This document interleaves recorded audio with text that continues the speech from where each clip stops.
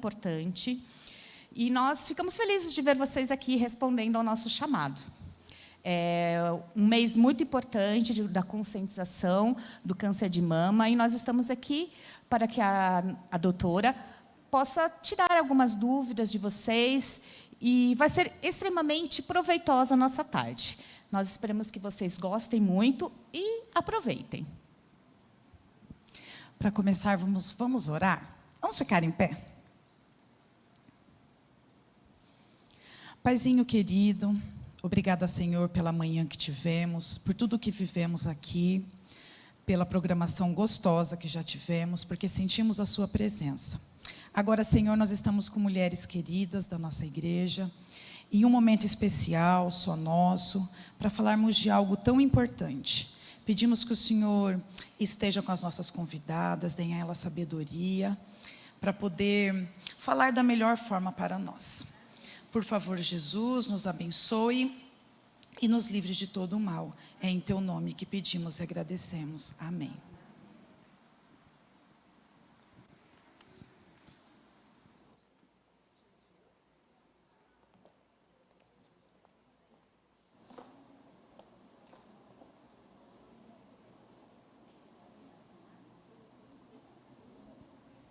Boa tarde. Nesse momento eu vou chamar aqui para uma roda de conversa a Cíntia, psicóloga. Ela vai falar um pouquinho da parte emocional, um bate-papo gostoso conosco aqui. E a doutora Francine, que é mastologista. Quando eu fiz o contato com ela, ela estava terminando uma cirurgia, possivelmente de mama.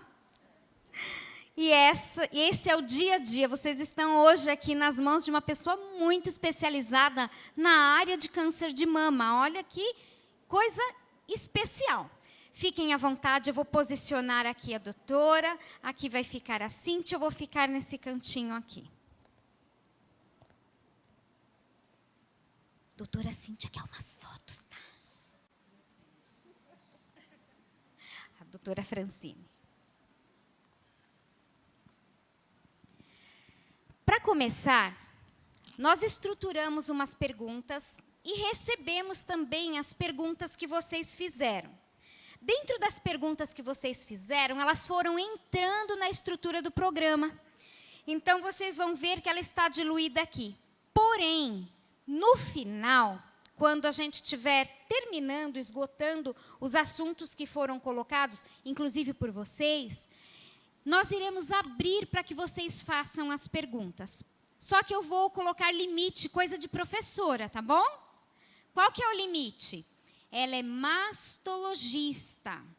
Se ela quiser responder alguma coisa que leve à área da ginecologista, é outro assunto, só que a gente vai fugir do propósito principal. O propósito principal é mama. Tá bom? Não é a parte ginecológica.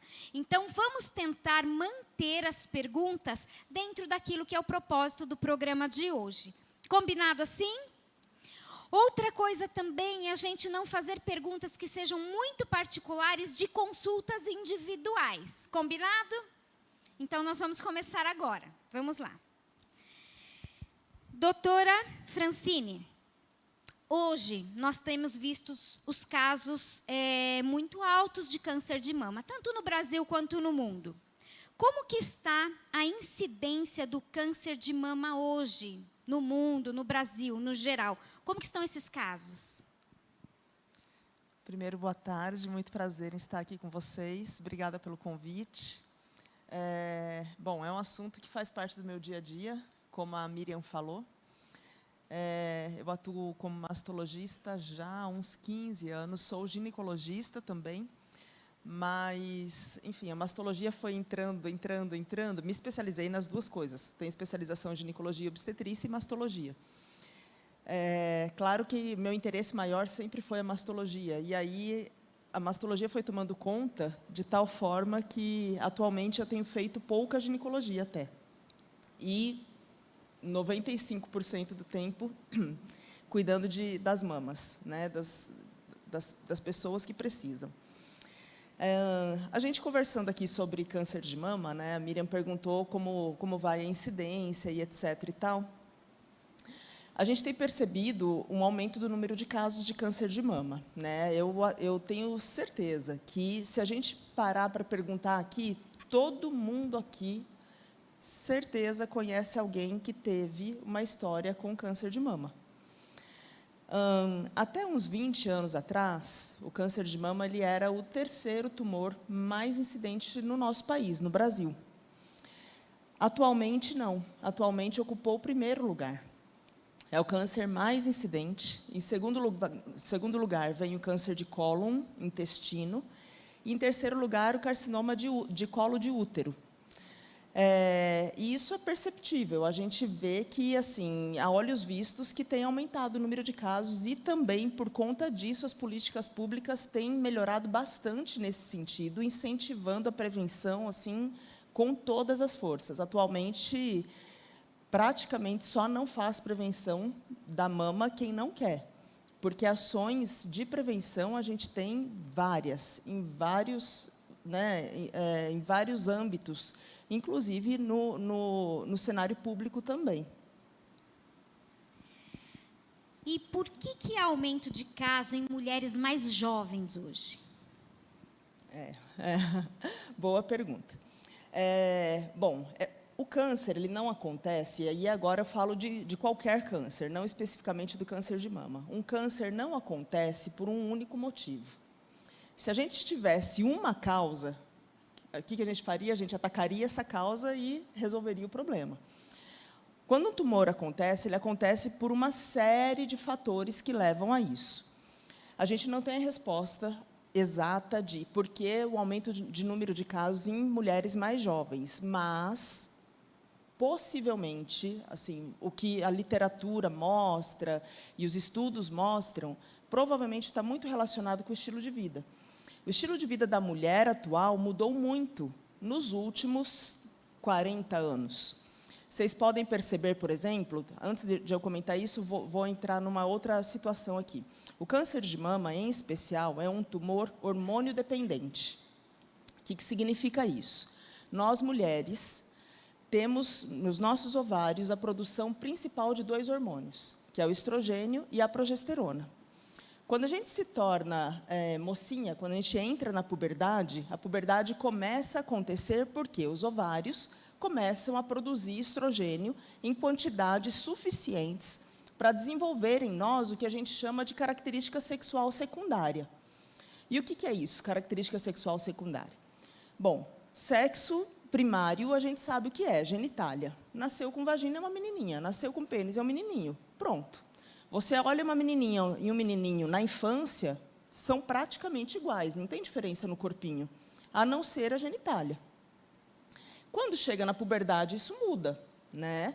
Então, assim, os ovários aumentam a produção de estrogênio e aí começa o desenvolvimento das características sexuais secundárias. Então, na menina, surge a primeira menstruação, começa a aumentar o volume das mamas, começam a surgir os pelos axilares, pelos pubianos, o corpinho da menininha vai adquirindo formatinho de violão, né, aquele cinturinha fina, quadril mais largo.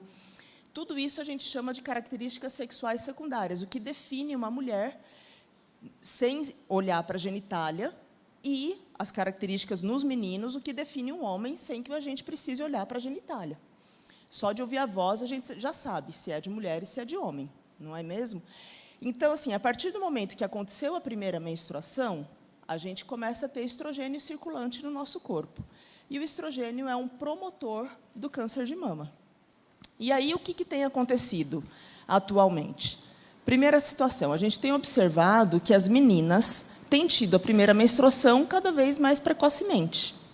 Se a gente for parar para pensar nas nossas avós, ou talvez nas nossas mães, elas tinham, talvez aqui nós também, muitas de nós, tivemos a primeira menstruação com 14 anos, com 15 anos.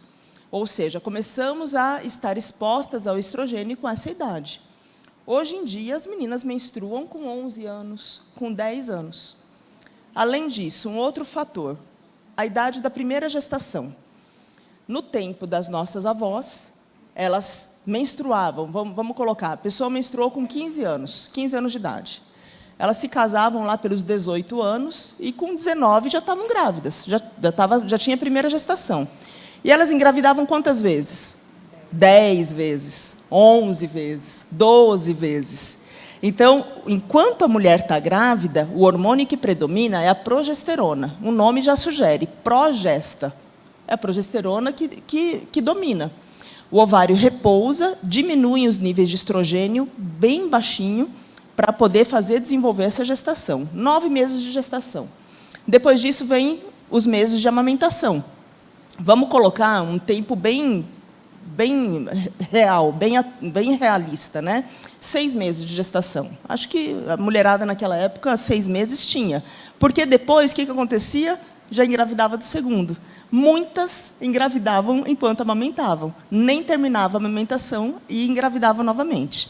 E aqui vem um outro aspecto. A mama que produz leite, a mama que amamenta, né? A célula mamária produtora de leite é uma célula mamária muito amadurecida, muito diferenciada. Precisam acontecer alterações no núcleo dessa célula para que ela seja capaz de produzir leite. E essas alterações que acontecem no núcleo da célula mamária para a produção do leite tornam a célula mais resistente às mutações que podem acontecer e levar a um câncer. Por isso a história de amamentação reduz risco de câncer de mama. Sim, porque a célula mamária produtora de leite é uma célula amadurecida, é uma célula mais resistente às mutações. E aí as mulheres terminavam uma gestação, vinha outra e outra e outra, enfim, eram 12 gestações, 10 gestações. Ela começou a engravidar com 18 anos. E ela parou de ter filho aos 30 anos. Certo? Quanto tempo esse ovário ficou em repouso? Pelo menos 12 anos. Quanto essa célula mamária amadureceu? Muito, gente. Amamentou muito. Sabe? Hoje em dia, o que acontece? A gente começa a ter... A menina menstrua com 11 anos e começa a ter os filhos, normalmente, a partir dos 30, se for cedo. Porque, normalmente, a partir dos 35 e muitas a partir dos 40 anos. Esse tempo todo, dos 11 anos até os 35, 40 anos, a mama ficou exposta ao estrogênio circulante. Ela está em fase está em fase reprodutiva, né? Em fase de ciclo menstrual ativo.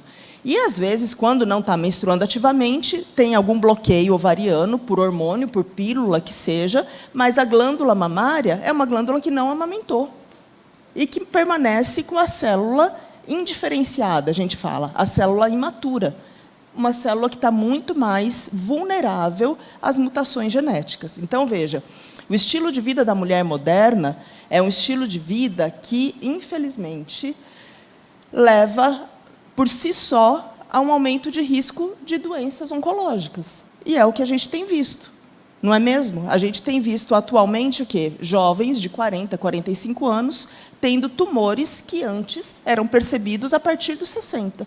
Mama, cólon, intestino, enfim. E outros mais que tem por aí. Né? A gente fala que a modernidade chega e melhora muita coisa, realmente. Mas a nossa máquina não se adapta tão bem assim à modernidade. A nossa máquina é a mesma, desde o Éden até agora. Talvez, na verdade, é até exagero dizer que é a mesma, né? Desde o Éden até agora. O que a gente teve foi uma piora, desde o Éden até agora. E, além disso, a gente ainda acrescenta fatores complicadores que vêm junto com a modernidade. Bem interessante, porque ninguém fez essa pergunta da relação da mama com a amamentação e o câncer. E ela já respondeu uma pergunta que eu ia fazer no final, porque é dúvida de muita gente. Mulher que não amamenta, por que ela tem câncer? Mas ela acabou de responder. Maravilhoso, obrigada. Agora nós vamos um pouquinho para a parte emocional. Eu vou perguntar aqui para a Cíntia, como lidar emocionalmente com o diagnóstico em fase produtiva de vida? Eu sou psicóloga, né? Trabalho com adultos e adolescentes. E, aproveitando um pouco o ensejo do que você falou, antes de você responder, quando a gente fala sobre o seio, quando a gente fala sobre a amamentação, no nosso quesito, a gente está falando de afeto, está falando de amor, acolhimento. E, para quem aqui já pôde fazer isso, é um momento de extrema importância e vínculo com o filho, mesmo que aquela não pôde oferecer o leite materno é um cuidado, é uma pausa, é um contemplar esse momento. Então, a gente está falando da questão psicológica, que também envolve uma questão hormonal, né? Se a gente for falar do momento enquanto você amamenta, você está falando de uma redução de cortisol, que é uma diminuição do estresse. E hoje, como a doutora bem colocou, a gente está na modernidade, que nos coloca num ambiente estressor, agitado, e até permitir para esse momento, né, contemplar esse momento, é quando o mundo estivesse sucumbindo e você correndo atrás disso enquanto amamenta. Então, a gente está falando de uma modernidade que, no meu olhar, assim, eu atendo adolescentes também, esse movimento frenético entre o maternar, entre o olhar, o buscar esse apego, porque é o que é necessário. E o papel da mulher, como ela disse no Éden, é o papel de maternar, é o papel de estar atento, afeto, cuidado. E quando as mulheres deixam e prorrogam isso, elas têm outros interesses hoje na atualidade, porque eu acho que, de fato, buscaram espaço. E, de fato, conquistaram, e é importante. Só que é importante também pensar que tem o equilíbrio disso, né? Se a mulher tem uma licença maternidade, que ela cumpra com isso. E muitas vezes eu já atendi mulheres que cumprem isso com culpa, como se estivessem perdendo o tempo, que é o que só ela pode dar. Só ela pode gestar, só ela pode amamentar e só ela pode cuidar. E o homem não vai poder fazer isso de fato. E nisso não dá para buscar igualdade, né? No âmbito emocional, a gente vai falar assim, tem uma divisão para a gente. Vou virar um pouquinho, senão eu fico de costas para ali. Tem uma divisão para nós. A divisão, ela é cognitiva, ela é comportamental, emocional, psicológica. Então, como eu sou também terapeuta cognitivo-comportamental, a gente está falando de comportamento ao mesmo tempo que fala de cognição, que é a emoção. Então, quando você tem emoções que não contribuem para que você tenha bons comportamentos, você está falando de um ciclo que quase que você não consegue interromper, que, de fato, se você não for racional, você não interrompe. Então, o emocional, no aspecto das doenças, principalmente, né, no câncer, a gente vai buscar ali, que a gente também vai falar, de quando você recebe essa informação. Então, a gente está falando de um diagnóstico. Como é que você lida emocionalmente? Eu colocaria aí como é que você recebe, como que é o seu comportamento perante as pessoas. Então, se você é alguém que conhece outro alguém que está com câncer de mama, você é um fator principal para contribuir com esse ambiente, né, o comportamento dessa pessoa. E essa emoção dela pode ser muito mais favorecida com esse ambiente disponível para a pessoa. Talvez ela não tenha tido um momento de receber essa notícia com um preparo, talvez, como ela gostaria. Mas, se nós estamos ao lado de pessoas que tenham câncer, né, especificamente o câncer de mama, mas no geral, é o que nós vamos dar suporte para essa pessoa. Então, o fator de contribuir com essa emoção também é o ambiente. Como é que você, se esse ambiente não estiver favorável, como é que você vai fazer para que as suas emoções se encaixem, consigam ter realmente um fator de que você consiga desempenhar? O principal ponto é a terapia, né? Que a pessoa tem um histórico emocional, às vezes, de uma sobrecarga. Então, se ela não consegue equalizar isso, alinhar emocionalmente, a terapia favorece juntamente com a equipe médica. Porque, muitas vezes, a equipe médica ela tem uma frequência, que, às vezes, né, uma vez por mês, 2 vezes a cada 15 dias. A terapia está ali toda semana. E, na terapia de pacientes independentes químicos, oncológicos, a gente traz essa família. Essa família ela é colaborativa, porque ela precisa entender como é o tratamento. Então, imagina a gente que vai na terapia, só vai você. Não tem alguém que você tem que levar. Olha, eu quero te mostrar o meu marido, que eu tanto falo aqui. Está você e você. Só que, no quesito que envolvem toda a recuperação, luto, dependência química, o fator de câncer de mama, você precisa da família disponível. e que ela também cognitivamente ajude a essa pessoa. Então, no fator emocional, acho que engloba tudo isso. Não dá para a gente falar que é o indivíduo por si só pensando emocionalmente em melhorar. Eu vou aqui me concentrar e vai dar tudo certo. Sim, é um fator importantíssimo que a gente está falando de uma pessoa disponível de uma forma mais positiva. Mas a gente não pode esquecer que ela está no ambiente, né? Que ela precisa de médicos, ela precisa da família, muitas vezes nos tratamentos ela precisa de pessoas que levem, pessoas que alimentem, né? Num fator às vezes até mais avançado. Então, de uma forma isolada, eu poderia falar da parte psicológica, mas não dá para a gente entender que só ela vai resolver, né, de uma forma positiva tudo isso, né? E eu acho que o médico, a equipe médica, vê essa necessidade também, não é isso, doutora Francine? Sim. E encaminha também, não encaminha? Sim. Vocês como equipe? Sim, sem dúvida. Uma coisa que a gente vê muito na prática clínica, né, é que assim, um diagnóstico de câncer é um diagnóstico que impacta muito, muito impactante. E isso acontece porque o câncer, em geral, é uma doença que coloca em risco a vida da pessoa.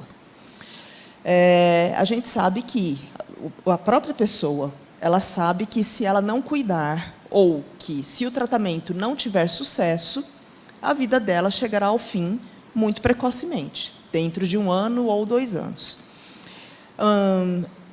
Receber um diagnóstico como esse, para que esse diagnóstico seja recebido e seja digerido, entre aspas, e que haja aceitação e que haja luta, né, precisa haver um ambiente interno extremamente favorável.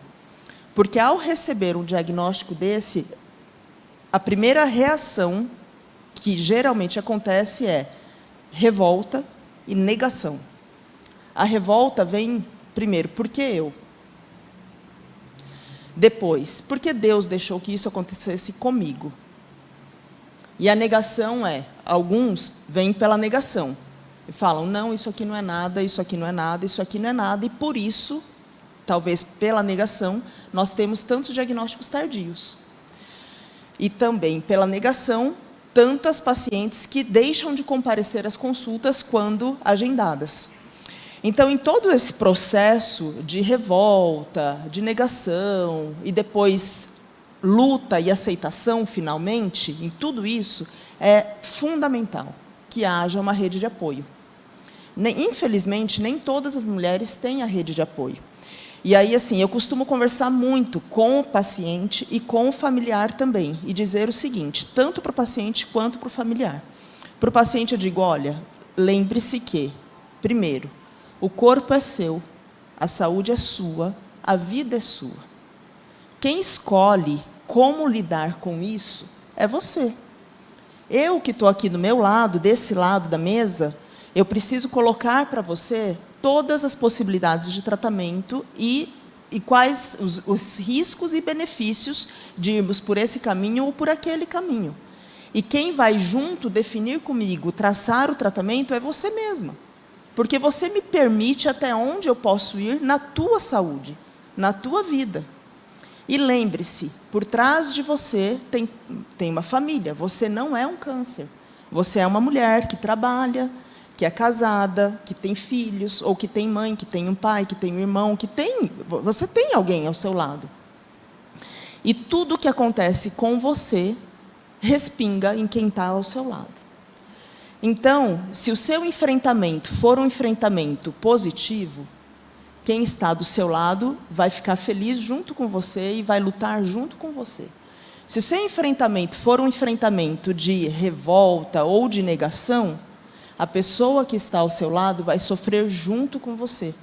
E precisará respeitar a sua escolha, respeitar o seu momento, respeitar a sua maneira de receber isso. Porque o corpo é seu. O corpo não é de quem está com você. Infelizmente, não é. Muitas vezes, eu vejo isso assim com muita frequência. Vem a pessoa e um familiar, e às vezes a pessoa negando. E o familiar, não, doutora, ela vai fazer, ela vai fazer, ela vai fazer. Gente, chega ao ponto de eu dizer, calma, ela precisa dizer, eu vou fazer. Ela precisa escolher, doutora, eu quero preservar a mama, ou doutora, eu prefiro tirar a mama. Falei, e essa conversa a gente precisa ter. E se a gente está tendo essa conversa, é porque, graças a Deus, o seu tumor está num estágio em que a gente pode conversar sobre isso. Porque, para algumas, eu não posso dar a opção de preservar a mama. Para algumas, eu preciso dizer, precisaremos retirar a mama. Não há condições de preservação. Mas, quando há condições, você precisa escolher se você prefere preservar ou se você prefere retirar. Eu tenho pacientes dos dois tipos. Tem paciente que quer preservar a todo custo. E tem paciente que diz que, podendo preservar, diz, eu quero tirar. Porque eu não quero ficar olhando para mim no espelho e preocupada se esse tumor vai voltar. Eu não tenho essa estrutura psicológica para preservar a mama. Você vê como é algo tão particular, né? Então, assim, existem os dois lados da conversa. O lado do paciente que está vivendo aquilo e que a gente precisa, nós como profissional e a família que está ao redor, precisa respeitar o paciente dentro dos medos que ele tem, das inseguranças que ele tem, das frustrações que ele tem. Porque, sim, é frustrante receber um diagnóstico como esse. Não dá para dizer que, não, imagina, está tudo bem. Gente, não está tudo bem. É frustrante receber um diagnóstico como esse. E também o paciente precisa respeitar, eu digo isso para as minhas pacientes, falo, você também precisa respeitar a família que está aqui com você. O seu marido que veio, o seu filho, a sua irmã, a sua mãe, porque todos eles são uma torcida que querem o teu bem, que querem ver você sair bem dessa. Mas eles não podem fazer por você o que só você pode fazer, que é querer lutar. Então, assim, vamos, né, chegar em casa, pensar direitinho, converse, eu falo isso para elas, converse com Deus, olhe para dentro de você, olhe para a sua família, olhe para o seu redor, olhe para as pessoas que amam você. E pense o que você vai fazer consigo mesma e que, sim, afetará cada um deles. Aqui está perguntando quais são os fatores de risco e o papel do estilo de vida para o câncer de mama. Bom, os fatores de risco, a gente costuma dividir em fatores de risco não modificáveis e fatores de risco modificáveis. Os não modificáveis são aqueles que a gente não pode fazer nada para mudar. Eu falei aqui, comentei aqui da idade da primeira menstruação, né? A idade da primeira menstruação é involuntária. A gente não tem como interferir, né, nessa situação. Então, a idade da primeira menstruação, a primeira menstruação que acontece muito precocemente e a menopausa que acontece muito tardiamente são fatores de risco, por conta da longa exposição ao estrogênio que temos entre o período da primeira menstruação e a idade da menopausa. Segundo, a idade do primeiro filho, né, a idade da primeira gestação. Isso, assim, a gente considera não modificável, mas há controvérsias, porque até podemos escolher ser mãe mais precocemente, mas são tantos fatores ambientais e culturais e, enfim, e tanta vida moderna envolvida nisso, que muitas vezes não é possível ser mãe na idade que se gostaria. A idade adequada para ser mãe é entre 20 e 30 anos. Gente, quem hoje em dia tem filho planejado entre 20 e 30 anos de idade? É difícil, né? A menina com 20 anos está entrando na faculdade, não é mesmo? Aos 30 anos, ela está começando a vida profissional. Enfim, um filho planejado, hoje em dia, entre 20 e 30 anos, é muito difícil. O outro fator é a história familiar. O câncer de mama ele tem uma tendência à hereditariedade. Então, assim, aquelas pessoas que têm familiares com história de câncer de mama, mãe, irmã, tia, avó, elas têm o maior risco. E isso não dá para modificar. Isso é a história de família de cada um. E um fator que parece meio óbvio, mas que, sim, é verdade, é simplesmente o fato de ser mulher. Nós, mulheres, obviamente, temos um risco bem maior de ter câncer de mama do que os homens, né? Quando chega na menopausa, ainda tem a reposição hormonal. Fala um pouquinho sobre isso, essa reposição que muitas mulheres têm medo de fazer. Sim. Bom, chegamos numa pergunta que eu acho que é a dúvida de muita gente, né? Gente, a reposição hormonal nos anos 2000, né, foi extremamente condenada. Isso aconteceu por quê? Porque foram publicados 2 trabalhos nos Estados Unidos, um deles chama-se WHI, Women's Health Initiative, é o nome desse trabalho. E o outro, eu não vou me lembrar agora o nome do segundo, mas esses 2 trabalhos, eles avaliaram mulheres 60 mais, e que iniciaram reposição hormonal, e houve aumento do risco, e houve aumento dos casos, do número de casos de câncer de mama nessa população. Esses trabalhos ganharam a mídia, e a partir daí, a reposição hormonal tornou-se uma imensa interrogação. Depois disso, né, a comunidade científica voltou os olhares a todo esse cenário, e, atualmente, o que mais está em voga é a menopausa e reposição hormonal. Isso tem acontecido por quê? Porque, gente, há 20 anos atrás, uma mulher de 50 anos de idade estava juntando suas coisinhas no escritório, apagando a luz e voltando para casa, para curtir os netinhos, né, para curtir a família, enfim, para ter uma vida mais tranquila. Hoje em dia, uma mulher de 50 anos de idade está plena em vida profissional ativa. Fazendo mestrado, doutorado. Eu tenho 49 anos. Me pergunte de parar de trabalhar, mas nunca. Eu defendi minha tese de doutorado grávida da minha primeira filha, grávida mesmo. Terminei a defesa, fui fazer o enxoval, porque eu não tinha feito enxoval ainda. E faltava só 2 semanas para ela nascer. Se antecipasse o parto, ela ia nascer e não tinha berço. Olha isso. Eu estou com 53, defendi faz 6 anos. Quase beirando 50. Você entende? Então, assim, a mulher na menopausa hoje, ela é bem diferente da mulher da menopausa 20 anos atrás.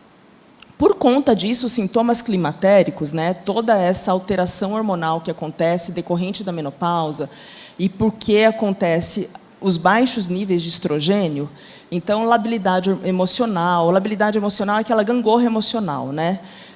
Um estado de euforia, de eu posso tudo, vamos lá, eu estou jovem, nananã, e daqui a pouco, algumas horas depois, aquela tristeza profunda sem causa aparente.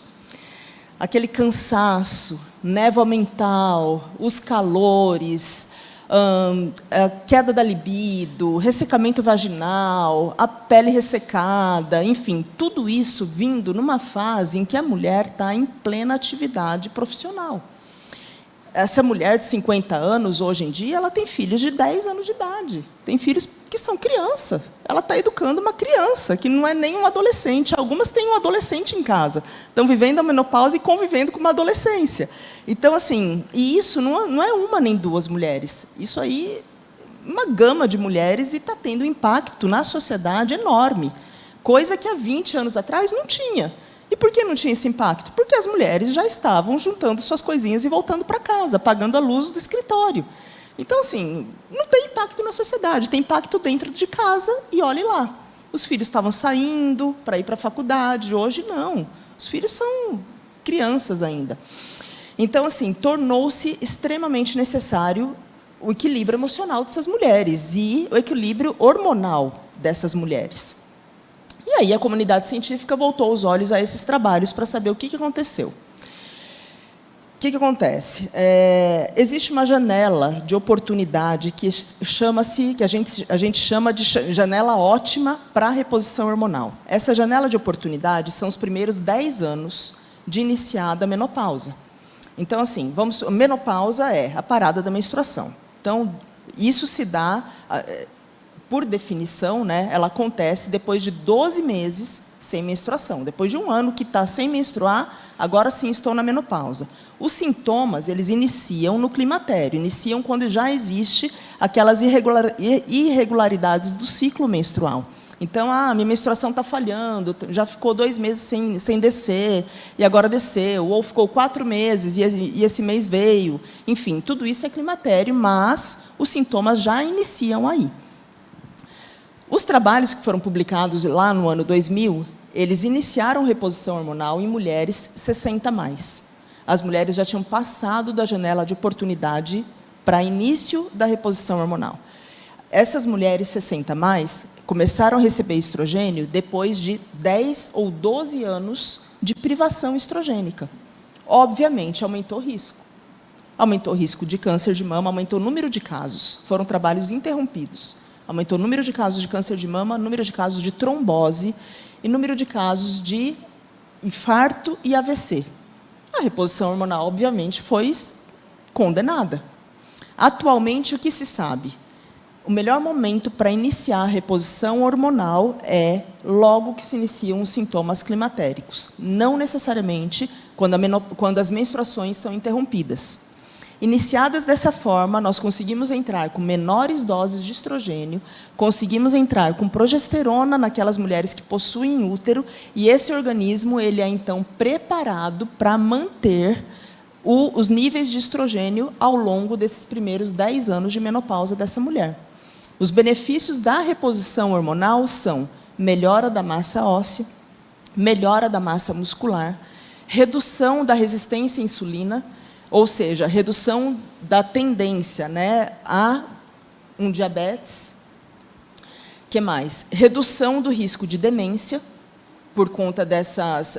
Os baixos níveis estrogênicos, eles diminuem a atividade cerebral, então, redução do risco de demência e melhora da saúde cardiovascular, redução do risco de infarto e AVC. Então, assim, são inúmeros benefícios da reposição hormonal. Eu tenho a oportunidade de atender no consultório, gente. Bom, a gente que é adventista, a gente acaba tendo uma clientela adventista, né? E a gente sabe das orientações de saúde que a nossa igreja prega. Uma delas é vegetarianismo, a alimentação mais natural e etc. Claro, a alimentação natural ela produz um ambiente hormonal, um ambiente fisiológico menos inflamatório. Um ambiente menos inflamatório necessariamente vai cursar com menos sintomas de menopausa. Eu tenho no consultório pacientes adventistas que são vegetarianas e que mantêm um bom estilo de vida e fizemos o rastreamento, os exames de rastreio de menopausa, etc., com osteoporose. A mulher quase caiu de costa. Doutora, não acredito que eu estou com osteoporose. Falei, sim, está. Não acredito que eu estou com osteoporose, eu não sinto nada. Falei, sim, gente. Eu falei, mas há quanto tempo você está na menopausa? Há 5 anos. E você nunca fez reposição hormonal? Não, nunca senti nada. Sim, isso acontece por quê? O estilo de vida está aí? Sim. Mas o estrogênio está como? A osteoporose é uma doença silenciosa. Ela vai acontecer. Ah, doutora, não acredito, eu vou ter que fazer reposição hormonal? Vai precisar, porque já está estabelecida. E agora não é só reposição hormonal. Reposição hormonal, atividade física aeróbica e musculação. Então, assim, você vê que, apesar de um bom estilo de vida, um estilo de vida saudável, não é que eu estou negando o estilo de vida saudável, absolutamente. O estilo de vida saudável contribui muito na redução dos sintomas, porém, não é suficiente para proteger alterações que só o estrogênio dá. Não protege, enfim, não substitui, né? A gente precisa, sim, lançar mão, quando bem indicado, quando não há contraindicações, lançar mão desse recurso. E aí o que se sabe também? O que aumenta risco para câncer de mama? Obesidade, sedentarismo. Obesidade aumenta níveis circulatórios de estrogênio, aumenta ambiente inflamatório, e isso sim aumenta risco, sedentarismo e estresse. O estresse também é um fator que piora muito a condição fisiológica do nosso corpo. Piora bastante e acaba aumentando o risco. Então, assim, junta-se todos esses fatores e a mulher faz reposição hormonal. A culpa é de quem? Da reposição hormonal. Agora eu vou para a Cíntia. Bom, nós somos adventistas, nós vamos no médico, a gente sabe de tudo isso. Tudo isso. A gente sabe que precisa mudar o estilo de vida, alimentar, exercício físico. Sabe aqueles 8 remédios de Deus? Todo mundo sabe. Cíntia pergunta para você, como motivar para que ela faça isso que ela já sabe? Eu vou perguntar para vocês que estão aqui, porque eu falo que eu tenho um certo incômodo, né? Eu gosto de ouvir bastante, né? Quem aqui já ouviu que o médico direcionou e pediu para que fizesse exercício físico? Tá, continua com a mão levantada. Depois que ele pediu que vocês fizessem exercício físico, quem foi no primeiro mês fazer? Mantenha a mão levantada e quem não pode abaixar. Quem manteve no primeiro mês? Essas que mantiveram no primeiro mês estão fazendo até hoje. Continua com a mão levantada e quem não faz até hoje, abaixa. Olha aí, gente, quantas pessoas nós temos aqui? Muito bem. E essa parte que a gente fala de motivação, a motivação não pode ser o fator de risco que a doutora comentou, né? A motivação, ela vem daquela amiga que talvez seja influência positiva. Lembra que às vezes as pessoas falam, você acaba sendo um pouco das pessoas que estão ao seu redor, e isso influencia. Então, o primeiro fator é o impacto que isso te gera, né? O médico disse para você, você tem que fazer exercício físico. Qual é o que te motiva para fazer exercício físico? Se é para emagrecimento, né? A gente está falando de uma condição do que você vê, o visual, a sua autoestima. Se é para a sua saúde a longo prazo, isso pode ser mais vitalício. Ele vai ser mais prolongado, porque você quer manter a qualidade de vida. Porque se for para a emagrecimento, ótimo, mas ele tem que ter algo a mais. Porque quando você for numa festa e você achar que excedeu, você achar que recaiu, talvez você não mantenha essa motivação, porque o fator determinante para a sua motivação não está a longo prazo. Então, a questão do exercício físico é um ponto, né, que a gente está falando do que pode ajudar na motivação de que traga qualidade de vida. A gente vai falar, por exemplo, sobre alimentação. Como você mencionou, nós temos, eu acho que, uma preciosidade que é saber dos 8 remédios naturais. E que a gente vê médicos integrativos hoje pregando isso como, né, o elixir da vida. Mas a gente já sabia disso. E eu vou falar, viu, gente? Tem médicos que não são, né, adventistas, pregam isso da forma que nós já sabemos e cobram muito caro pela consulta. E pelas reposições naturais, como a doutora falou. E já que a gente já sabe, é como se assim, já está na mão, né? Eu já conheço, a gente entende que uma coisa predispõe a outra, uma coisa necessariamente precisa da outra. Então, se a gente vai falar de sono, o sono, abrindo aqui na condição que nós tivemos na pandemia, foi algo que nós tivemos uma desregulação muito grande no fator sono. Então, eu tive muitos problemas com adolescentes que não dormiam, né, cedo, depois, quando retomou as aulas presenciais, o fator ansioso, a parte de crise de ansiedade, elas surgiram justamente porque a gente está falando de desregulação de sono, a gente está falando de um fator que pode desencadear outro. Então, como você vai se sentir motivado se você não dorme direito? Quem dorme 2 horas da manhã não acorda feliz 6 horas para ir para a academia. Certo? Como você vai ficar motivado para cuidar da casa, dos afazeres, se você dormiu 2 horas da manhã e você tem 4, 5 horas de sono? Quem aqui dorme 9 horas da noite? Levanta a mão. Ok. Quem dorme 10 da noite? Quem dorme 11 da noite? É quase que a mesma coisa, né? Eu durmo 10h30, 11 da noite. E a gente lá em casa acorda 5h30, porque as crianças vão para a escola, né? Então tem uma rotina. Quando dá na sexta-feira, gente, como vocês estão? Exausta, né? E esse é um ponto muito em predisposição para a mulher, a fadiga. Aí, junta com o que a doutora falou, né? O hábito de vida não saudável, sono, alimentação, não faz exercício, exaustão, fadiga. O que você entrega na sua casa, né? A irritabilidade, óbvio. Sabe por que uma das questões ligadas à maternidade, à gestação, pós-gestação, tem pessoas com depressão pós-parto? Justamente porque é uma condição natural, não tem o que fazer, a desregulação de sono. Como seria, doutora, se as mulheres dormissem na pós-gestação? E as crianças dormissem? Talvez vocês não teriam um fator tão traumático da gestação. O que é que ficou impactante na pós-gestação? Normalmente, é a falta de sono. Pega você com uma semana sem dormir, né? Exatamente. Pegando o gancho dela aqui, a gente que é médica, né, a gente está habituado... Eu já não dou mais plantão desde que minhas filhas nasceram. Mas até o nascimento da primeira, eu dava plantão. Então, a gente entra numa rotina desde a faculdade, né, trabalhar à noite, trabalha de dia, enfim. A gente até faz piadinha, né? O pessoal trabalha 8 horas por dia e acha que é muito. A gente trabalha 36 horas e segue. Vida de médico é assim, enfim.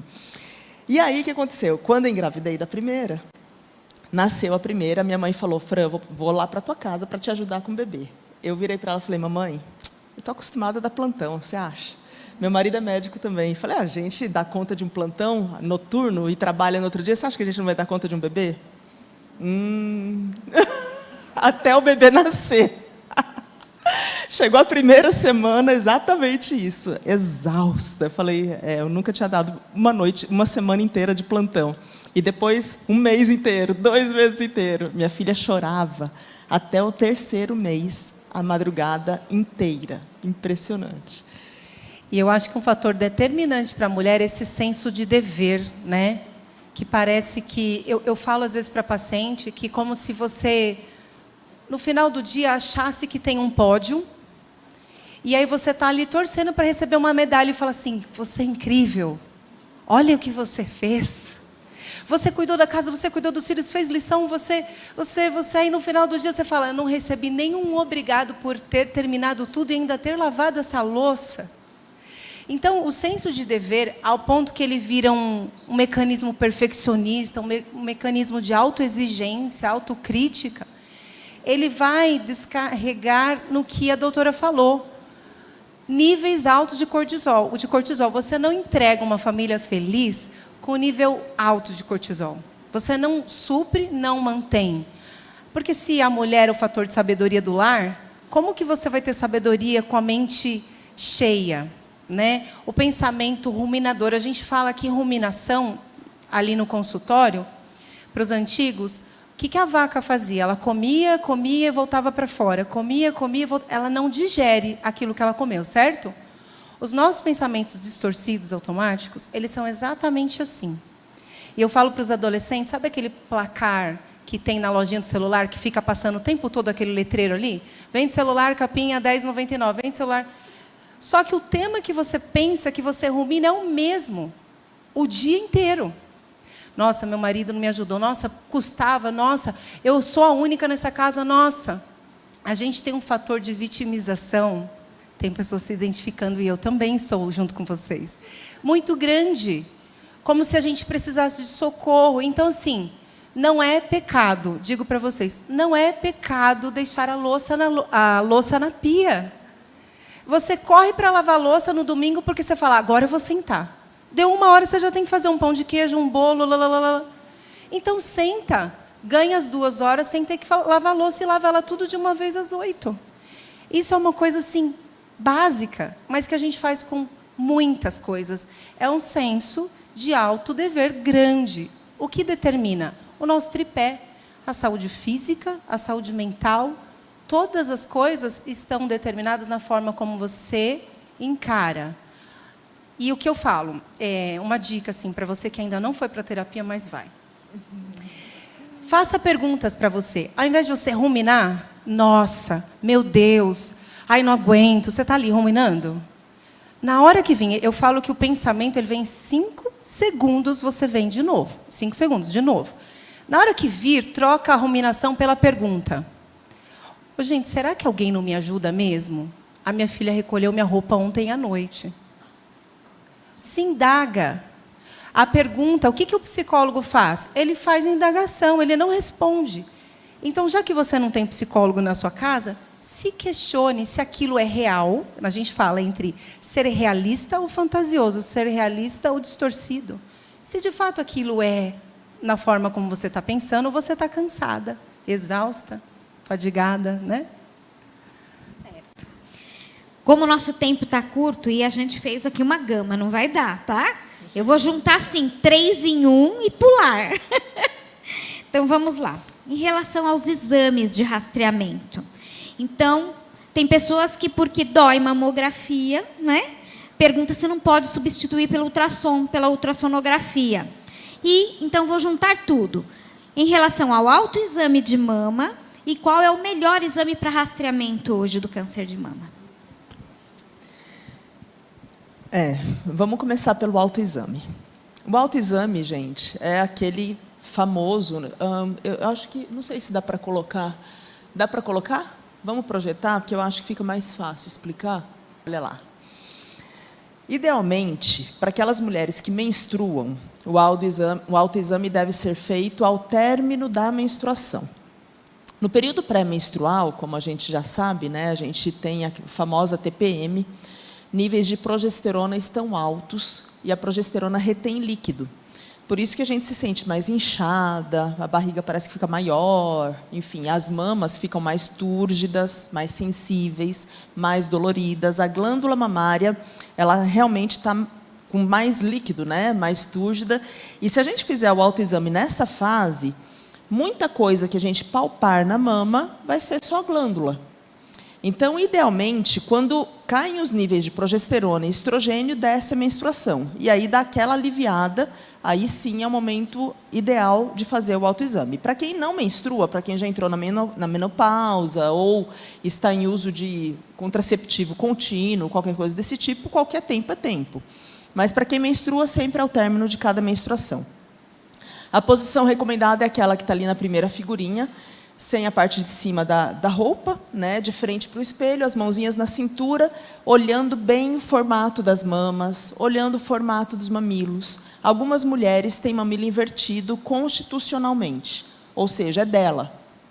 Agora, se o seu mamilo não é invertido e inverteu-se por algum motivo, aí sim a gente precisa saber qual é o motivo da inversão.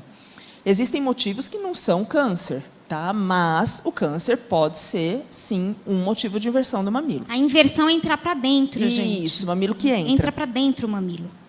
Depois, olha lá, bracinho para cima, para quê? Para a gente ver se tem alteração do contorno da mama. Tem alguma retração? Em algum ponto, a pele entra quando a gente se movimenta, quando levanta o braço, quando põe os ombros para trás ou coloca os ombros para frente? Se sim, percebeu isso, também é um sinal de alerta. E depois, olha lá, pontinha dos dedos, lá está mostrando bem na figurinha, eu gosto de recomendar no chuveiro, mãozinha ensaboada, e aí de fora para dentro, e depois circular. Por quê? No chuveiro, mãozinha ensaboada, a sensibilidade aumenta muito, fica bem fácil de perceber qualquer coisa. Importante virmos desde a periferia da mama, desde aqui, ó, linha axilar anterior, até o centro da mama, desde o sulco inframamário até o centro da mama, e tentando perceber qualquer nódulo palpável. Ah, doutora, mas quando eu faço isso eu sinto tudo. Gente, o dia que você sentir um nódulo, você vai saber a diferença do que é um tecido normal e o que é um nódulo. É bem nítido. Na maioria das vezes é bem nítido. Já responde o que é o benigno e o maligno, porque é a próxima. Aí não dá para saber o que é benigno ou maligno, mas vem a dica. Nódulo palpável de surgimento recente é igual uma consulta no médico. Não fique em casa, pondo a mãozinha e pensando, acho que não é nada. Acho que não é nada. E vai passando 1 mês, 2 meses, acho que não é nada. E daqui a pouco ele, aumenta. Aí se apavora, doutora, mês passado media 1 centímetro, agora está com 3, o que será que é isso? Gente, não perca tempo. Percebeu alguma alteração na mama? Vá, procure ajuda. E vá o quanto antes, porque quanto antes a gente souber do que se trata, melhor é para a gente resolver essa situação, né? O exame físico, acho que mais ou menos isso, o autoexame, né? Tem um pouquinho mais que dá para a gente falar sobre autoexame, que é o próximo slide aqui, ó. Opa, eu acho que não, fiz coisa errada. Isso.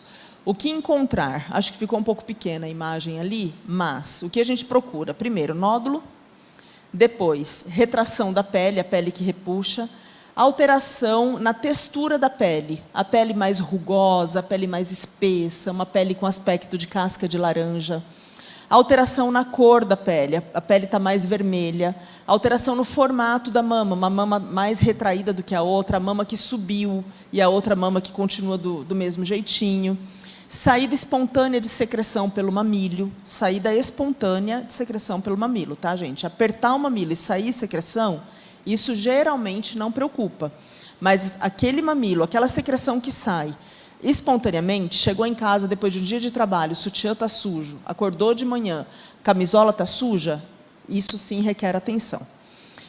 Enfim, fizemos autoexame, chegou a hora da prevenção propriamente dito, né? O exame mais recomendado é mamografia, de fato.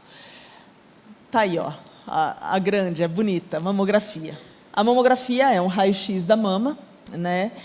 E que é recomendada para todas as mulheres a partir dos 40 anos de idade, podendo iniciar mais precocemente, a depender da história familiar de cada paciente. E aí a gente entra em casos particulares, mas, em linhas gerais, a partir dos 40 anos.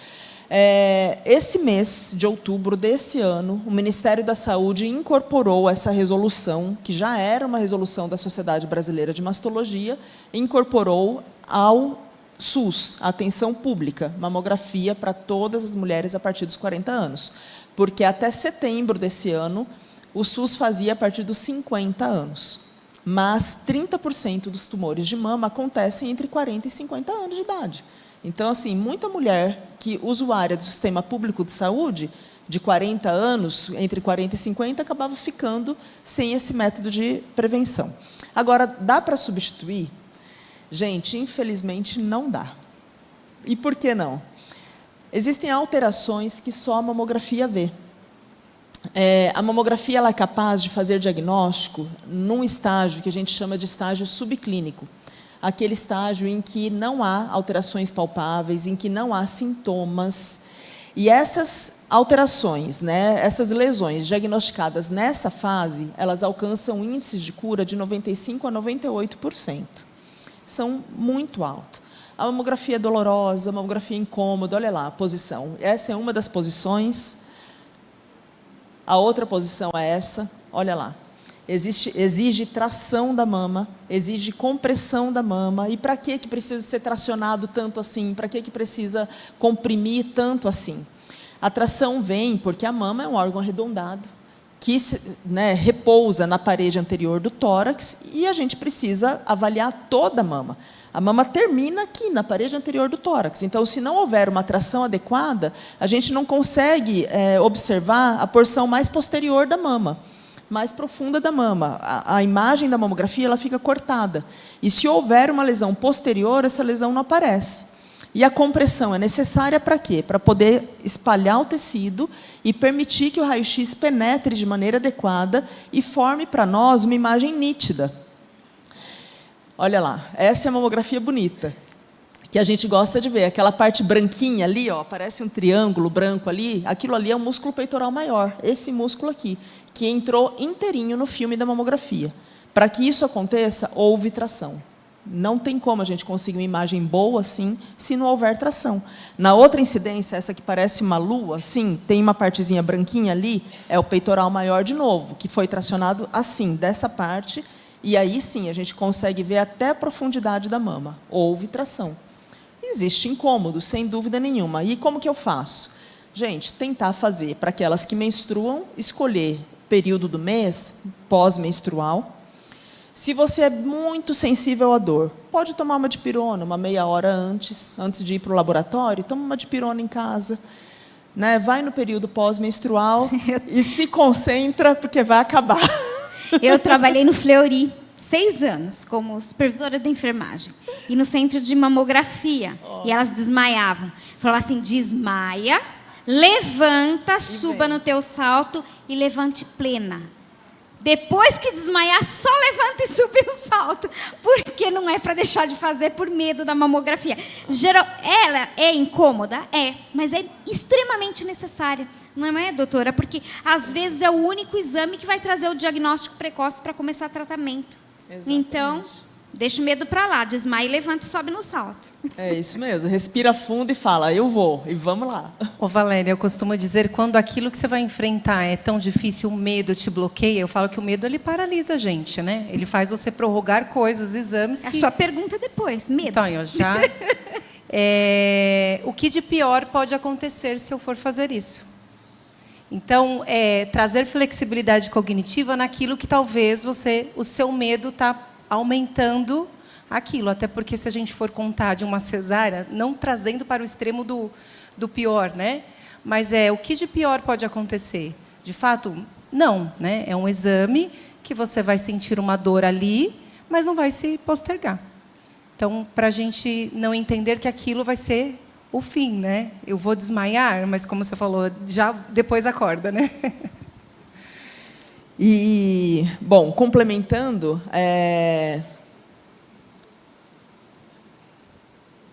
a ultrassonografia, que é um outro método, a ultrassonografia é o queridinho de todas nós, né?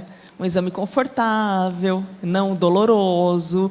É um exame que, assim, pode ser feito em qualquer fase da vida, desde a infância, gestação, idade idosa, enfim, sem nenhuma contraindicação. E a ultrassonografia ela é um método complementar à mamografia. A gente ouve muito falar, né? Assim, é uma rotina para a gente. A mamografia não viu nada e o ultrassom encontrou um nódulo. Isso acontece, gente. Isso acontece por quê? Deixa eu voltar na imagem da mamografia ali. Deixa eu ver se eu consigo voltar, né? Epa, não, já fiz coisa errada. Vamos lá.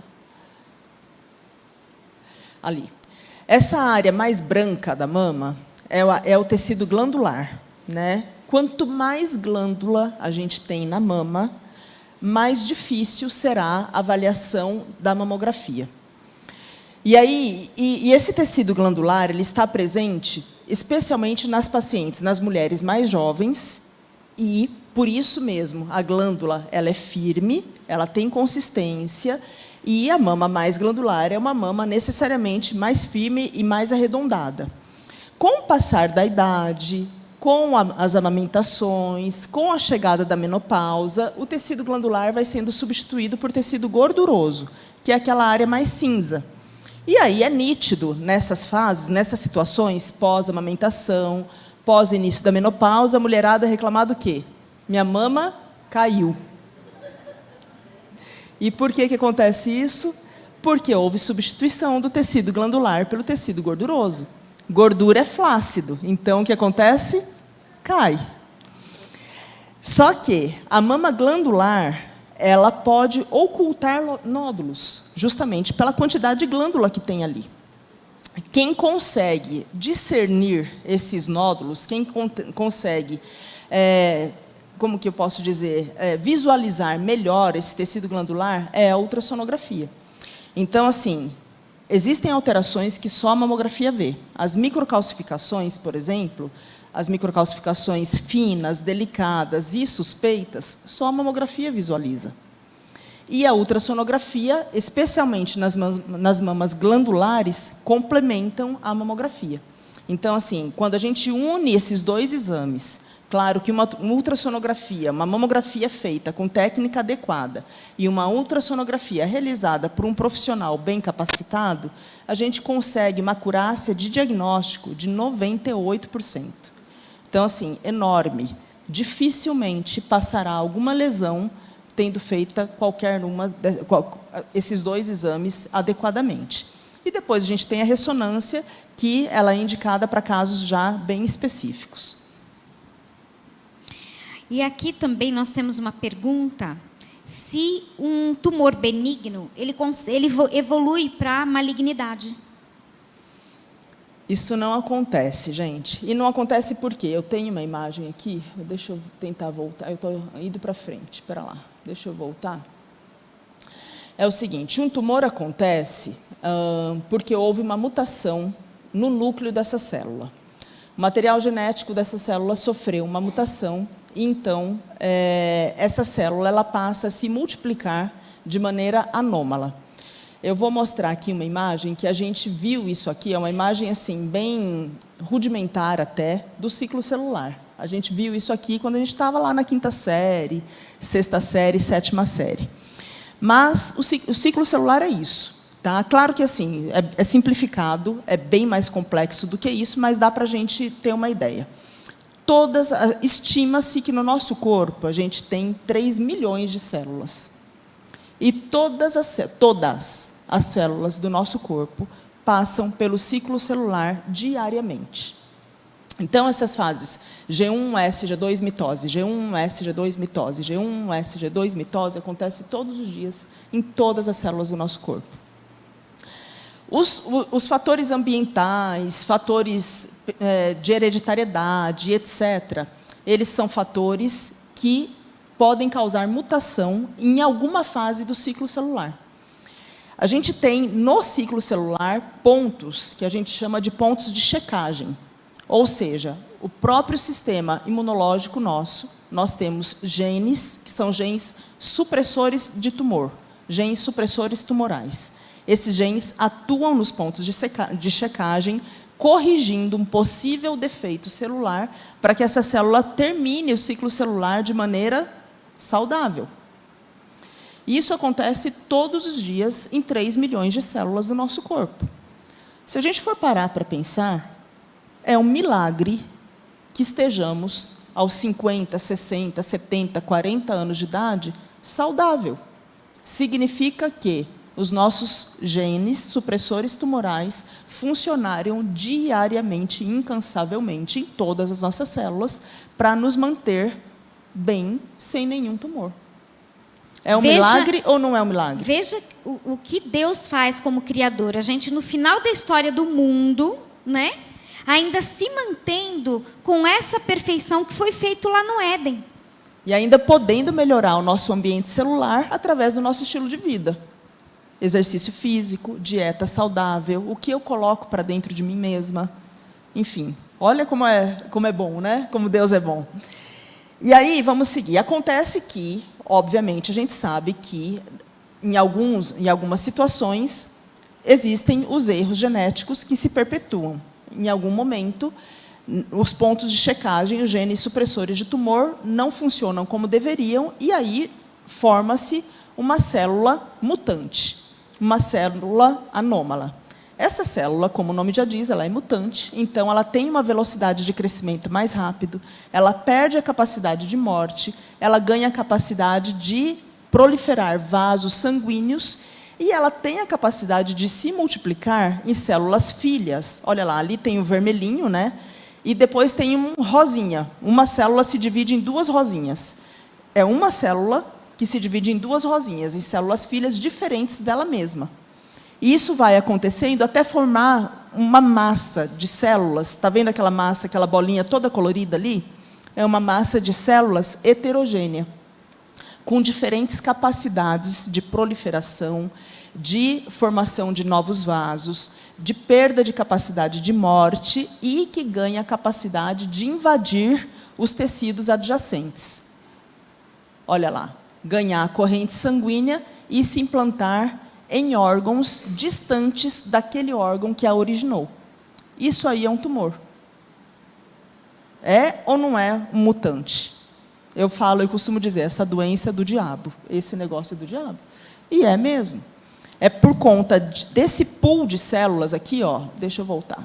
Está vendo ali a bolinha colorida? Né? Isso significa diferentes células que formam uma mesma massa tumoral. É por conta desse pool de células que a gente não consegue atacar um câncer só com um tipo de quimioterapia. A gente precisa utilizar uma poliquimioterapia, diferentes tipos de quimioterápicos, para poder bloquear o ciclo celular da célula vermelhinha, da azulzinha, da cor de rosinha, da branquinha, porque é uma massa heterogênea, gente. E depois que eu tiro essa massa, eu ainda preciso complementar aquele tecido saudável que restou com outro tratamento que se chama radioterapia, para poder fazer o quê? Fazer um bloqueio do ciclo celular em diferentes pontos das células normais daquele órgão, que ainda continua ali. Você vê que assim, não é fácil lidar com isso mesmo, não é fácil. É um arsenal terapêutico que precisa ser lançado mão. Esse mecanismo, todo esse processo de mutação genética, não acontece nas células benignas. A célula benigna, ela é um proliferado, o nódulo benigno, desculpa. O nódulo benigno, ele é um conglomerado de células perfeitas, com material genético preservado. Elas se proliferam e se aglomeram, formou um nódulo. Isso não vai virar um câncer. Ela tem o material genético dela preservado. Isso aí não vai acontecer. Com o nódulo benigno não vai acontecer isso. Então, assim, ele pode crescer? Pode. Mas ele vai sempre ser aquilo ali. Agora, uma célula mutante que tornou-se um nódulo, ela pode ter 0,5 centímetros. Às vezes, a gente consegue tumores de 0,2, 0,3. Essa semana eu fiz um diagnóstico de 0,3. Eu fico muito feliz quando eu faço um diagnóstico desse, porque eu falo, gente, salvamos a vida da mulher. Eu falo para ela, graças a Deus, que, olha, é um tumor, 0,3. Ela, doutora, pelo amor de Deus, eu falei, vamos agradecer. você está curada. Só não vai curar se fechar o exame e for para casa. Vamos resolver isso que tá fácil aqui. Mas esse nódulozinho de 0,3, ele é isso aí. Ele tem esse potencial. Você entende? Então, assim, é pequenininho, mas é maligno. É pequenininho, mas dentro dele está acontecendo tudo o que está relatado aí nessa figura. Então, acho que deu para entender por que um nódulo benigno não se torna um câncer? Cíntia, como que a gente prepara uma pessoa emocionalmente para receber esse diagnóstico de câncer, principalmente o tumor maligno? Não que tenha o preparo, né? Porque a pessoa fica sabendo ali na hora, né? Eu acho que posteriormente a isso, acho que é a colocação de a gente entender. Quando a gente fala de fatores determinantes, a gente está falando de como a pessoa aprendeu a pensar, né? Então, como eu acho que a pergunta seria assim: como que a gente faz uma flexibilização cognitiva de alguém que foi criado de uma forma negativa e recebe uma notícia como essa, por exemplo? Não é um processo fácil, né? Porque ela está falando de uma condição de célula, né? E eu fiquei pensando enquanto ela falava. Você receber uma notícia de uma condição maligna é quase que a pessoa entende, quando a pessoa tem os pensamentos mais negativos, ela entende como uma situação determinante, está acabado, né? Já tem outras que entendem com o fator possível, entender quais as alternativas. Esse enfrentamento que a doutora Francine falou no começo, ele é um fator importante, né? Então, não que tenha algo para ser feito antes, mas quais as possibilidades que a pessoa vai ter que trabalhar para flexibilizar um pouquinho mais essa parte cognitiva. Então, eu diria que a pessoa ela precisa ter à disposição pensamentos que vão direcionar para que ela consiga realmente entender que vai ser possível, que vai ter cura, que ela consegue fazer os tratamentos, que ela vai ter apoio. Mas a parte de pensamentos, quando a gente fala em flexibilizar, ela vem muito enraizada, né? Ela vem muito no contexto familiar. Então, às vezes, você já tem pessoas ali na família que são negativas. Então, por isso que eu falei ali no começo, é muito importante quem está ao lado. E aí eu digo, se você estiver num ambiente que é muito negativo, busque ajuda com pessoas que sejam mais flexíveis cognitivamente. Às vezes você tem a sua mãe que é negativa, né? O seu pai, o seu esposo. Então, receba visitas de pessoas que são mais flexíveis, que são mais positivas, conviva com pessoas mais positivas, né? Aceite. Então, quando a gente falou do autodever, da autocrítica, eu acho que tem que aceitar mais ajudas, né, e se disponibilizar a receber cuidados, porque o fator mulher ele sempre está cuidando de todo mundo. Nessa hora, eu acredito assim que o paciente ele tem que abrir mão de qualquer coisa que ele tenha que fazer, ele tem que receber ajuda, né? Posso interromper um pouquinho? Claro. Eu costumo falar assim, o pós-operatório é um pós-operatório que exige repouso, né? A mama está intimamente relacionada com a axila e repousa sobre o peitoral maior, que é um músculo que está inserido aqui no braço, no úmero, no osso do braço. Então, tudo que a gente faz no braço reflete na mama. E imagina uma mulher sem poder mexer o braço. Eu digo assim para as pacientes, você vai ter 15 dias de princesa. A princesa, ela não sai lavando louça, varrendo a casa, nem lava o cabelo dela. A princesa vai no salão e alguém lava para ela.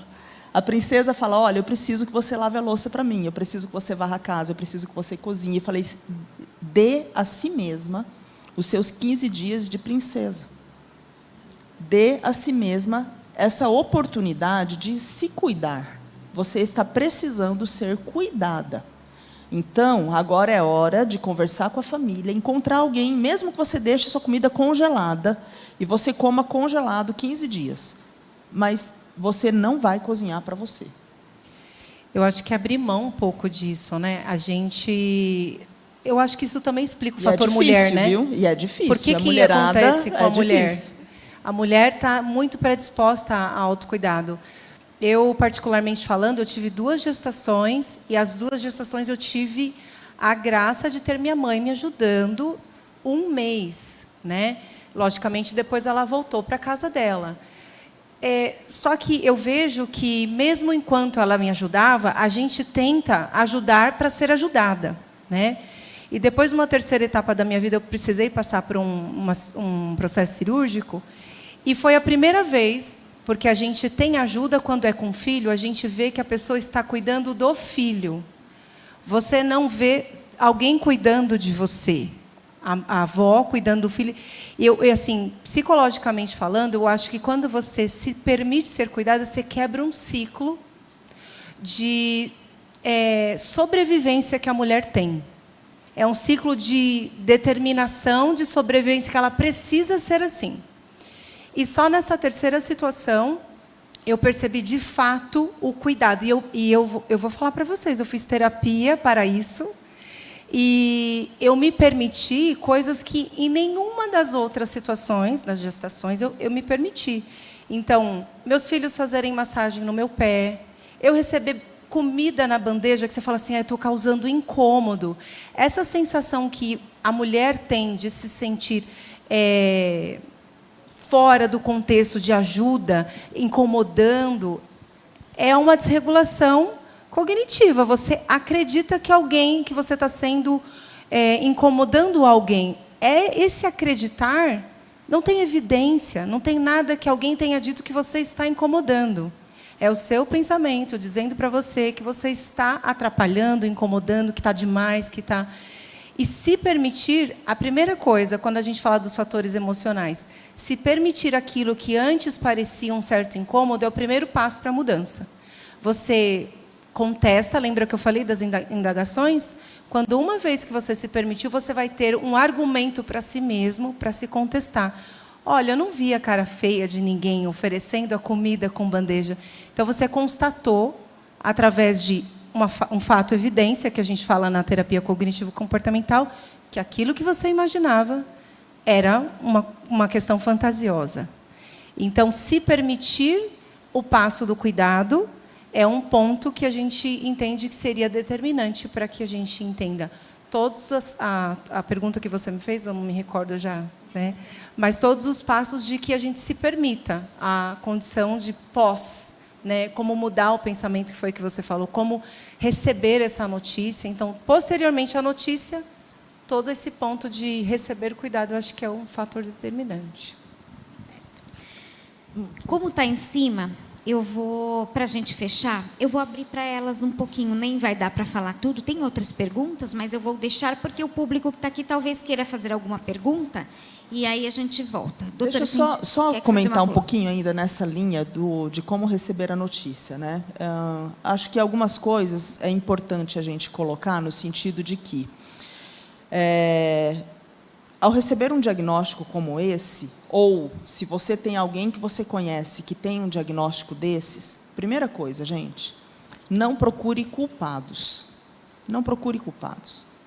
Você não é culpada disso.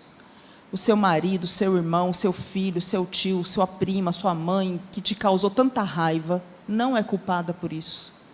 Deus não é culpado por isso. A gente tem na Bíblia uma história, que é a história do Lázaro. E lá em João, onde está relatada essa história, no verso 5, se não me engano, está dizendo assim: Jesus amava Maria, Marta e seu irmão Lázaro. Jesus amava o Lázaro ficou doente e o Lázaro morreu. O ano passado, eu tive a infelicidade de fazer a cremação da minha mãe, vítima de um câncer de intestino. Eu tive a infelicidade de, por 2 anos, lutar para vê-la recuperar-se, e tive inúmeras, mas assim, inúmeras orações não atendidas. Inúmeras orações não atendidas. Em uma ocasião, eu cheguei a sonhar que eu pegava a mão de Deus e falava para Deus assim: Deus, a sua mão é aqui. E punha a mão de Deus sobre a minha mãe. Tirava a mão de Deus da pedra e punha a mão de Deus sobre a minha mãe. Olha o peso psicológico que isso estava tendo, eu sonhava com isso. Porque na minha cabeça, eu falava para Deus assim, no sonho eu falava, a mão na pedra é minha, deixa que eu mexo com a pedra, porque isso aqui eu faço. Mas você põe a mão aqui, e eu tirava a mão de Deus e punha em cima dela. E aí, o que acontece? Graças a Deus, nós tivemos um final muito feliz, no sentido de que a graça de Jesus Cristo, ela supera todas essas dores, né? Supera tudo isso. E é importantíssimo a gente lembrar de uma coisa. Nós podemos ter o melhor estilo de vida que existe no mundo, viver numa bolha. Nós não estamos livres de nenhuma doença, nenhuminha, nenhuma. E você sabe por quê? Porque lá no Éden, alguém resolveu pecar. Mas nós estamos livres da maior doença que tem, que é a doença do pecado. Basta você aceitar o que também aconteceu lá no Éden, que foi Jesus Cristo oferecer-se como cordeiro. Jesus não se ofereceu lá no Éden, mas Deus falou para a serpente ali no Éden, você vai ser esmagada. Essa graça de Cristo na cruz nos alcança hoje. E quando a gente tem qualquer situação de diagnóstico, de qualquer coisa assim, lembre-se, Jesus amava Lázaro. E o Lázaro morreu. Morreu 2 vezes. Morreu 2 vezes. Se eu estou doente, se eu tive um diagnóstico, não é porque Deus não me ama. Não é porque Jesus não cuida de mim, não é porque a culpa é de Deus, porque, gente, não é. Isso é o mundo que a gente vive. Jesus já tinha dito, no mundo tereis o quê? Mas não temas, eu venci o mundo. Primeiro pensamento, isso eu converso muito, isso eu aprendi muito com a minha mãe. Minha mãe, graças a Deus, quando tivemos o diagnóstico dela, já estávamos numa fase extremamente avançada de tumores tomando todo o corpo dela, e ela o estilo de vida é tão bom, né? Que assintomática, linda e maravilhosa, fazendo de tudo. Um dia teve uma anemia discreta que eu achei estranho aquilo, eu falei, mamãe, vamos fazer esse exame? Ela achou ruim comigo. Você só pensa em câncer? Eu falei, gente do céu, ó. Fomos lá fazer os exames e a coisa era muito pior do que o que eu imaginava. Quando eu olhei, eu falei, aqui não passa de 2 anos, aqui não passa de 2 anos, só se Deus fizer um milagre. E esse milagre Deus não fez, Deus fez outros, mas não esse. Então, assim, o que eu quero dizer? Ninguém está livre e a gente não está livre também. Segunda coisa, não se compare. Não se compare. Você é única. O seu corpo é único. O seu tumor é único. Vai responder ao tratamento da forma diferente da tua vizinha, da forma diferente da tua irmã, da tua prima, da tua tia, enfim, não se compare. Terceira situação, não reclame. Porque isso, porque aquilo. Essa atitude de murmuração é uma atitude que, além de piorar a sua condição psicológica, ainda gera um ambiente tenso, um ambiente depressivo, um ambiente carregado, um ambiente difícil de lidar com situações que já são difíceis por si mesmo.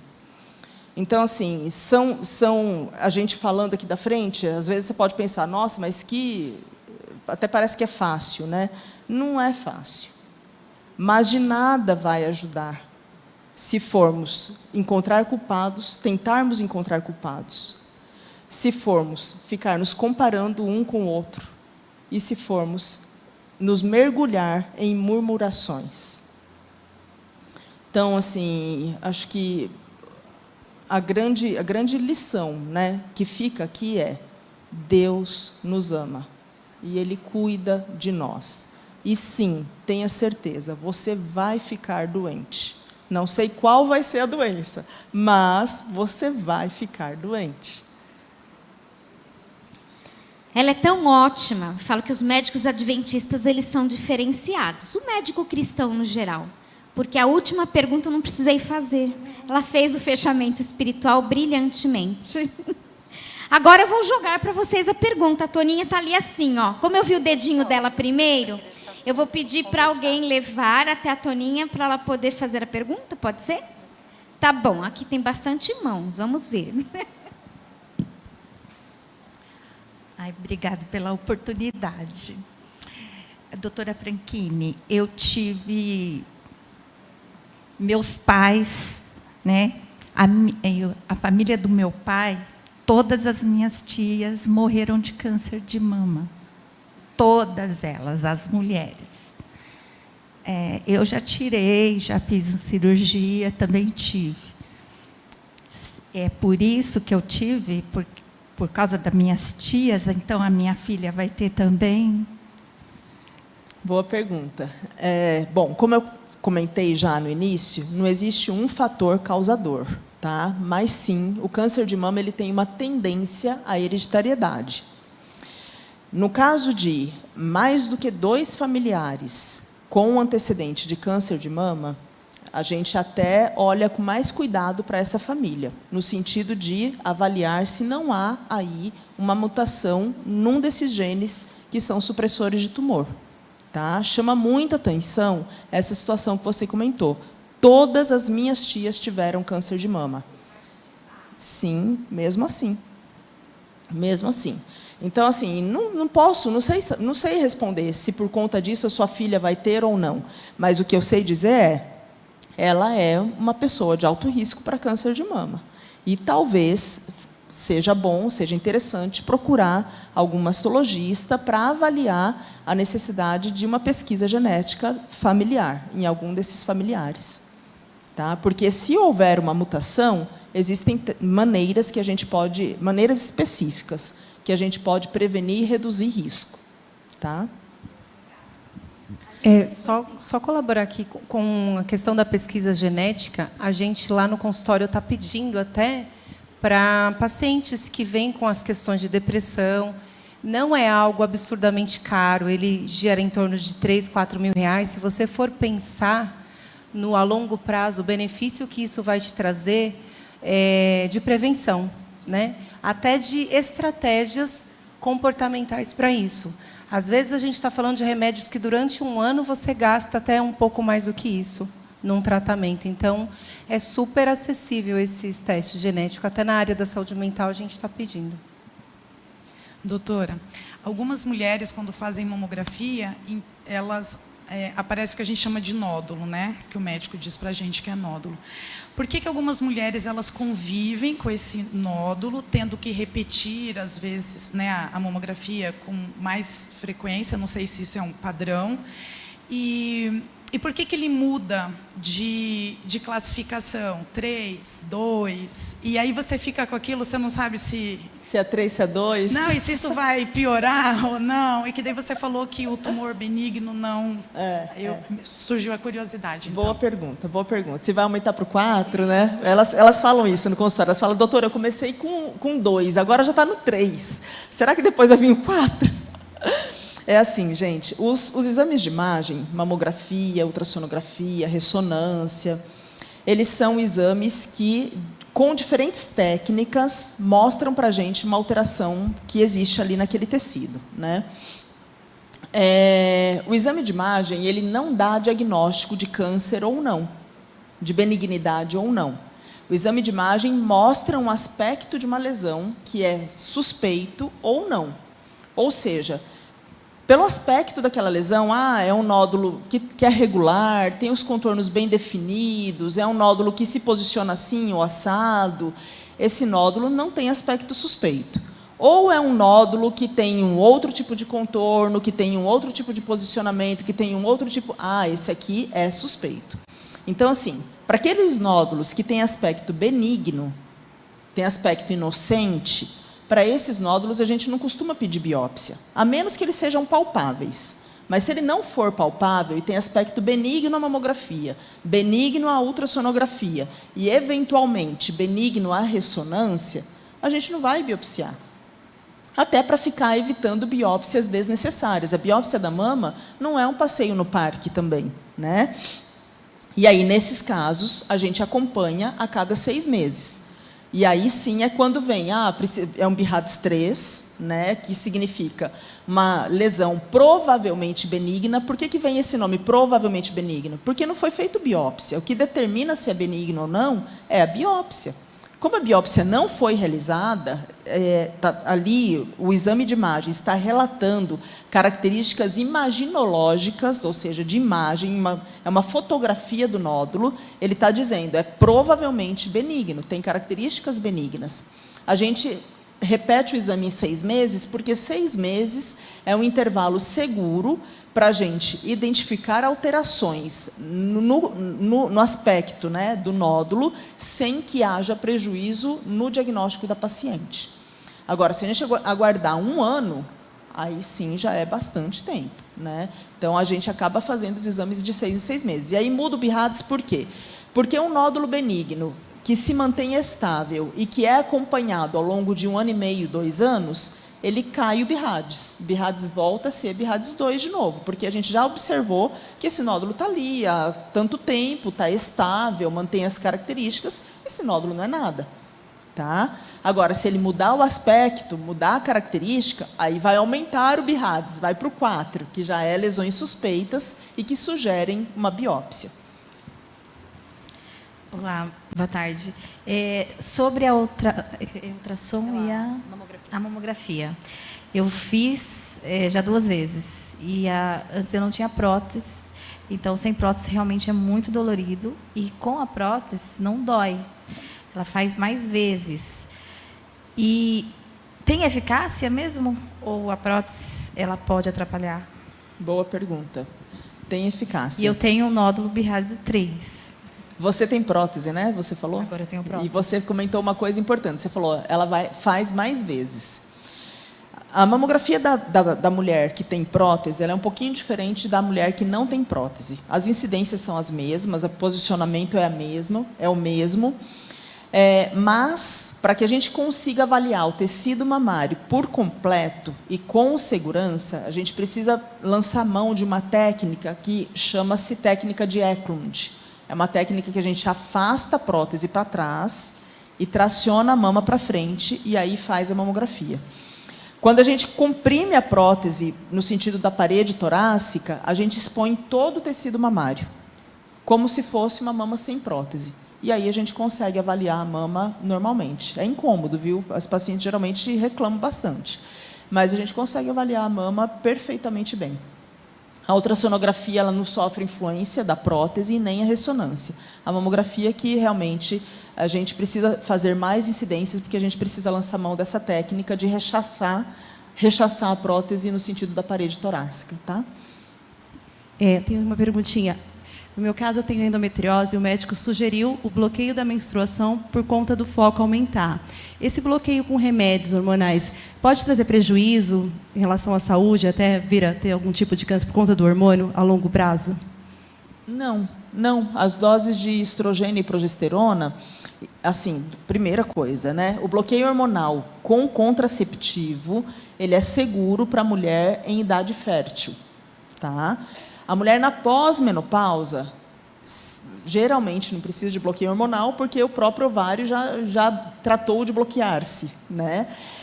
E se houver necessidade de hormônio na pós-menopausa, a gente já entra na situação da reposição hormonal, que já é outro tipo de hormônio que é utilizado, né? Então, assim, para a mulher em idade fértil, bloqueio hormonal ele não traz prejuízo, tá? É só uma forma sintética de oferecer àquela mulher os hormônios estrogênio e progesterona que seriam produzidos pelo ovário, tá bom? Boa tarde, doutora. Boa tarde.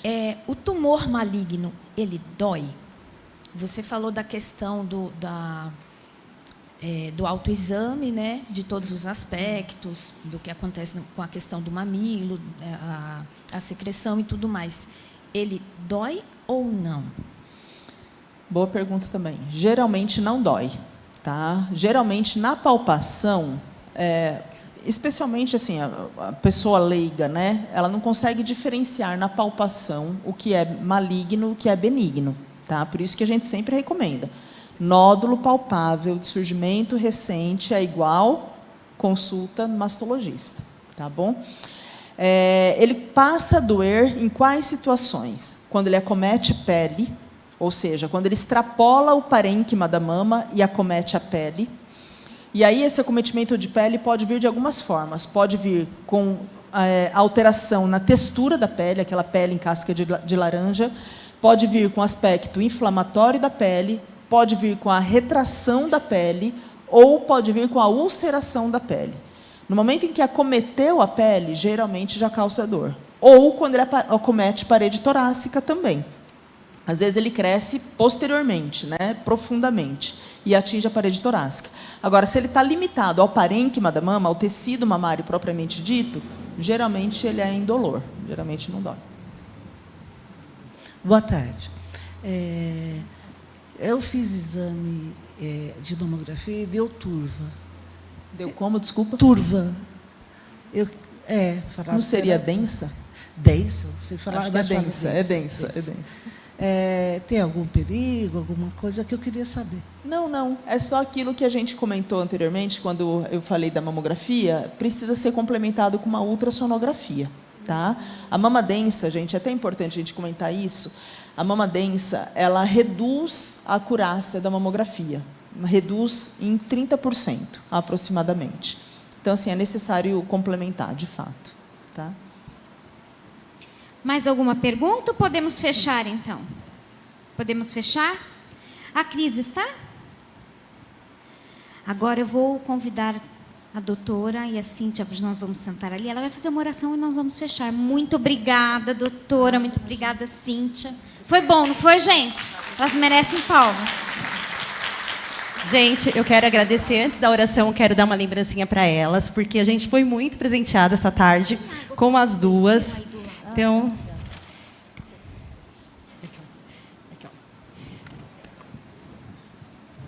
doutora Francine, muito obrigada, viu?